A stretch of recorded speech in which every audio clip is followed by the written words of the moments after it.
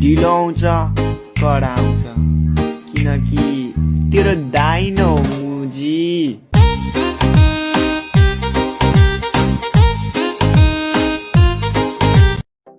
So alright guys, and welcome back to my new video. And आज चाहिँ म तपाईहरुलाई XML को ट्युटोरियल दिन गइरहेको छु र आजको भिडियोमा युज भएको XML चाहिँ ढिलो आउँछ कडा आउँछ भन्ने भिडियोबाट लिएको हो, जुन भिडियो चाहिँ तपाईहरु धेरैले मन पराइदिनु भएको थियो टिकटकमा। र त्यसको लागि चाहिँ सबैभन्दा सुरुमा XML डाउनलोड गर्नुपर्ने हुन्छ, जसको लागि तपाईहरुले युट्युबमा गएर VaCxo एडिट सर्च गर्नुहोस् र त्यहाँनेर गएर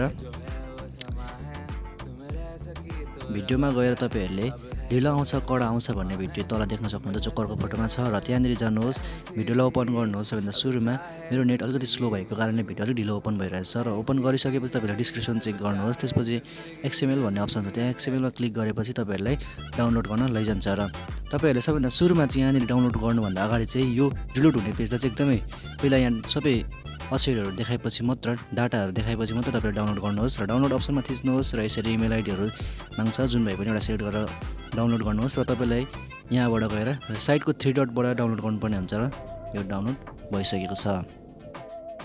र XML डाउनलोड भइसकेपछि हामीले चाहिँ XML फाइललाई ALIGHTMOTIOनमा इम्पोर्ट गर्नुपर्ने हुन्छ, जसको लागि तपाईहरुले आफ्नो मोबाइलमा भएको फाइल म्यानेजर एप युज गरेर पनि गर्न सक्नुहुन्छ।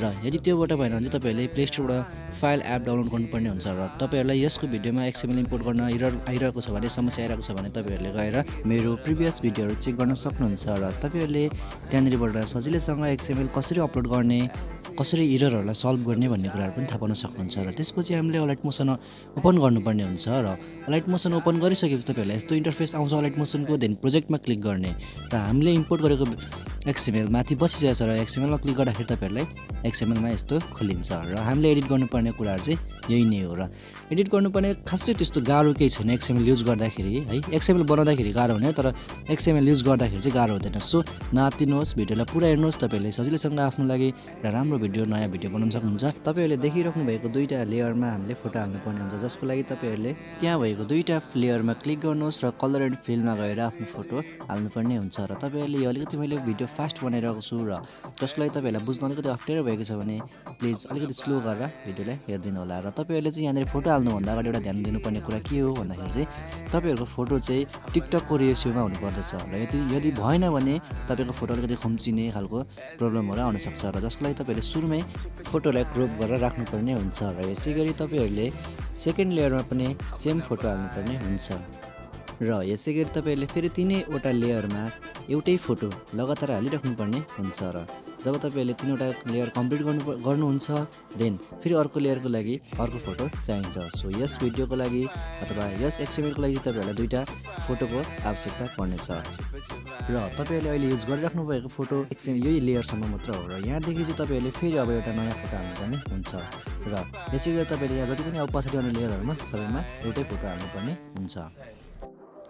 र तपाईहरुलाई मेरो भिडियो के कस्तो लाग्यो, के कतिको हेल्प मिलिरहेको छ तपाईहरुलाई, यो कुराहरु प्लिज कमेन्टमा लेखिदिनुहोस्। र यदि तपाईलाई मेरो भिडियो मन पर्यो भने लाइक गर्नुहोस्।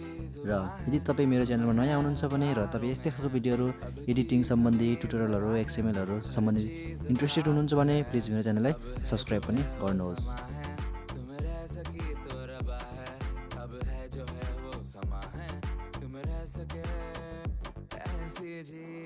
अब चाहे जिंदगी ऐसी जीत, अब चाहे जिंदगी। अब हामीले फोटो हालेर पनि सकिसकेको छौँ र अब हाम्रो XML लगभग कम्प्लिट भइसकेको छ। र तपाईले यहाँ देख्न सक्नुहुन्छ एउटा पहेँलो कलरको लेयर है, जसमा VaCxo एडिट लेखेको छ। र तपाईले यहाँनेर तपाईहरुको आफ्नो एउटा नाम लेख्न चाहनुहुन्छ भने लेख्न सक्नुहुन्छ, र जसमा चाहिँ मैले VaCxo एडिट नै छोडिदिएको छु। तपाईहरुले यो चेन्ज गर्नु सक्नुहुन्छ अथवा डिलिट गर्दा पनि भयो।